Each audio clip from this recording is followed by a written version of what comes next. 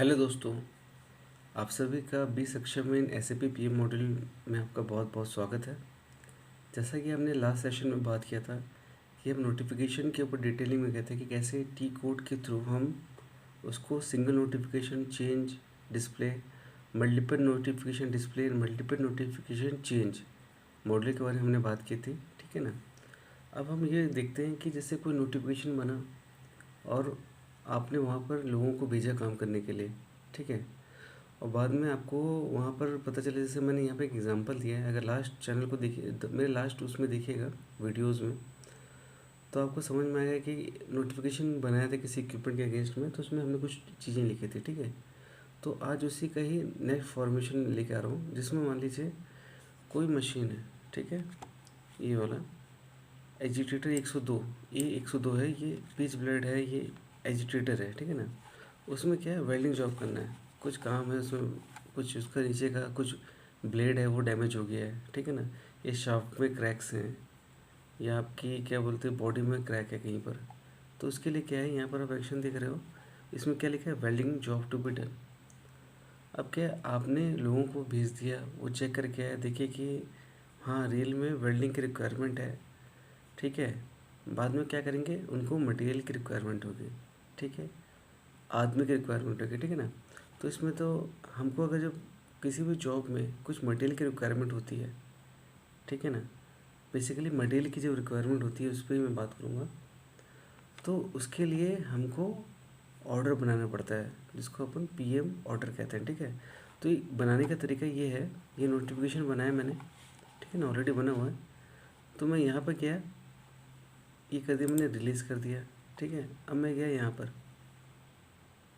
Start, अभी बोल रहा है नोटिफिकेशन ऑर्डर टाइप। अब यहाँ पर आप देखोगे ऑर्डर के टाइप्स होते हैं, जैसे PM01 बोल रहा है। ठीक है। तो हम देखते हैं क्या है ये PM01, PM0 क्या लिखा है।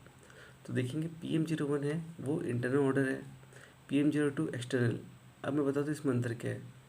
जो भी एक्टिविटी अपने ओन मैन पावर के थ्रू कराई जाती है उसको हम इंटरनल मेंटेनेंस ऑर्डर कहते हैं, that is defined as a PM01। जो भी एक्टिविटी कॉन्ट्रैक्ट मैन पावर से कराई जाती है, ठीक है, उसको हम करते हैं PM02। ठीक है ना। उसमें हम डिफाइन करते हैं कि कोई भी एक्टिविटी कराते हैं तो अपने को पता रहना चाहिए, जैसे AMC हो गया, कुछ भी जॉब हो गई, तो this is basically use for AMC related activity, और routine repair maintenance activity done by contract person. ठीक है। थर्ड है preventive maintenance order, that is termed as PM03।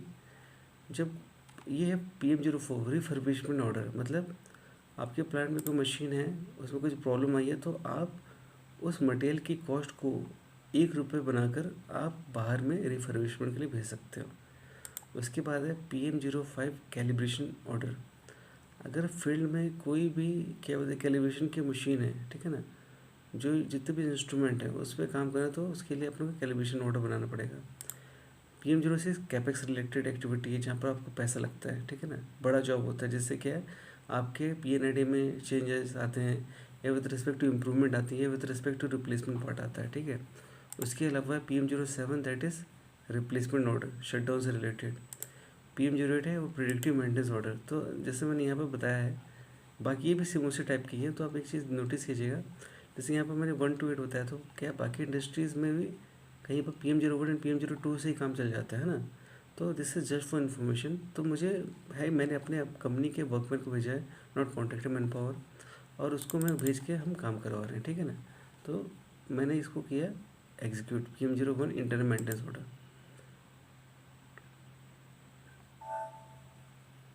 ये आ गया। ठीक है।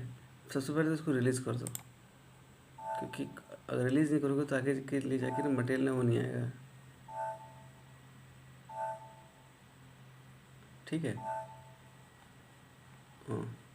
अब यहाँ पर देखेंगे तो यहाँ पर कंपोनेंट लिखा है, हेडर लिखा है, जिसमें सेम एक्टिविटी लिखी थी जो हमने बात की थी।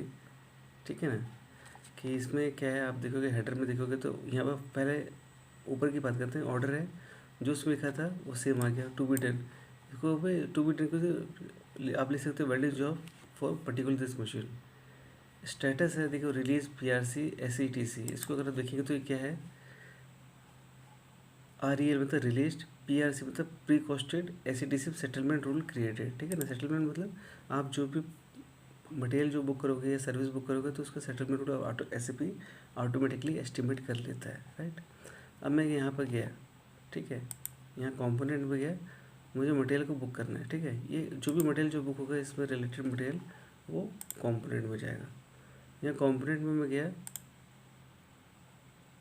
यहाँ पर मैं मटेरियल मुझे चाहिए स्टार मार के मैं लिखूँगा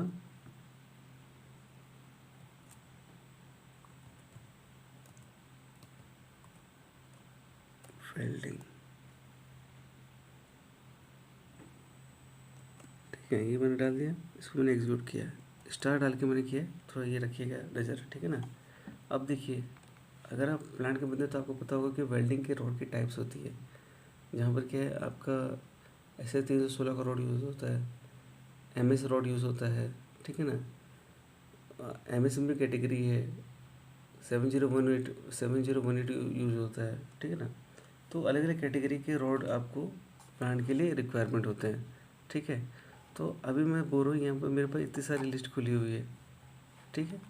अब आप देखोगे कि मेरे पास है कि वेल्डिंग रॉड है, ये है इलेक्ट्रोड है E6013, दैट इज़ वो प्लेटफॉर्म या कुछ भी छोटी मोटी वेल्डिंग जॉब के लिए यूज़ होता है उसके लिए। देखो अभी मैं एग्जांपल के लिए ले रहा हूँ तो मैं 6013 ले रहा हूँ, लेकिन अब कभी भी आप अच्छी बॉडी का वेल्डिंग करते हैं तो उसमें 7018 का रॉड लेते हैं, ठीक है। एक बार चेक करता हूँ इसमें लिस्ट में दिखा रहा है क्या, 7018, यस ये लिखा है वेल्डिंग इलेक्ट्रोड E7018, ठीक है। तो let this should be the real material to be being use in that agitator, है ना। तो मैं ये मटेरियल ले लिया, ठीक है ना। यहाँ पर मैंने प्लांट डाल दिया, जो भी प्लांट है उसको डाल दो, ठीक है। यहाँ पर लिख दो L लॉट, राइट, ओके। अब देखो ये है आइटम, ये सीरियल नंबर है, ये कंपोनेंट है, जो ये जो 5 की सीरीज़ में चालू है, 6 की सीरीज़ में, 8 की सीरीज़ में, अलग अलग इंडस्ट्री में अलग अलग सीरीज़ से जो कंपोनेंट का जो मटेरियल कोड है वो क्रिएट होता है, ठीक है। तो अब देखो 1 2 3 4 5 6 7 8 9 9 डिजिट्स के, किसी की जगह पे 10 डिजिट यूज़ होते हैं, कई जगह 11 digit, as per company requirement. उसका डिस्क्रिप्शन आ गया कि 7018 का रॉड है, ये पैकेट में आता है, ठीक है। अब इसको कौन लेने जा रहा है, मान लो मैं लिख दिया XYZ लेने जा रहा है नाम, हमारा वर्कर, ठीक है। अब आप यहाँ पे लिख दोगे एक पैकेट, ठीक है, ये कर दिए। अब देखो आप अपने आदमी को reservation by simple piece of paper में भी आप बता सकते हो कि आज जाओ आप ये मटेरियल लेके आ जाओ, ठीक है ना। तो यहाँ पे गए और आपको रिजर्वेशन नंबर मिल जाता है। फिर से बता रहा हूँ, आपने इसको सेलेक्ट किया लाइन को, यहाँ पर जनरेट डेटा करके एक ऑप्शन आता है, राइट। आप यहाँ पर गए तो यहाँ पर क्या होता है, आपका क्रिएट मेंटेनेंस ऑर्डर में जो कंपोनेंट डिटेल है वो आपका यहाँ शो करता है, ठीक है। रिजर्वेशन नंबर है वो आपको दिखाएगा कि आपको ये रिजर्वेशन नंबर आपको स्टोर में देना पड़ेगा। जैसे मैं स्टोर नंबर मैंने क्या किया, कागज़ पे लिख लिया और मैंने अपने वर्कमैन को बोला कि जाओ और एक पैकेट 7018 का रॉड स्टोर से इशू करा के लाओ। तो जब स्टोर में जब हमारा जो आदमी जब जाएगा तो स्टोर में ऑलरेडी ये 7018 का रिजर्वेशन फॉर 7018 रॉड उनको शो करेगा। कब दिखेगा, जब आप इसको भेजने से पहले आप इसको सेव करोगे। आपने ये तो लिख लिया, बाद में उसको सेव करोगे, बोलोगे एक पैकेट लेके आना है, तो वो स्टोर में जाएगा और आदमी उसको आपके लिए लेके आ जाएगा, ठीक है। तो हमने बेसिक बता दिया कि जो हमारा जो मेंटेनेंस ऑर्डर है basically related to component part के लिए यूज़ होता है। जो भी मटेरियल होता है जो आइदर जनरल कंज्यूमेबल होता है, मैंडेटरी होता है, इंश्योरेंस होता है, आपका स्पेयर होता है, ठीक है ना, इक्विपमेंट्स होते हैं, कैपिटल मटेरियल होते हैं, तो वो सब के लिए यूज़ किया जाता है। तो यही एक छोटी सी वीडियो थी ऑर्डर के लिए। अभी ऑर्डर पे हम और बहुत ही ज़्यादा डिटेल में डिस्कशन करेंगे अपने नेक्स्ट वीडियो में। तब तक के लिए thank you, bye, keep in this channel, okay. आप लास्ट वीडियो दे सकते हो, पूछो जो भी डाउट है वो पूछो, मेल करो, आप कमेंट करो, राइट। आपको पूरा कमेंट करने से क्या मुझे भी आइडिया हो जाएगा कि रिक्वायरमेंट क्या है, ओके। Thank you, bye.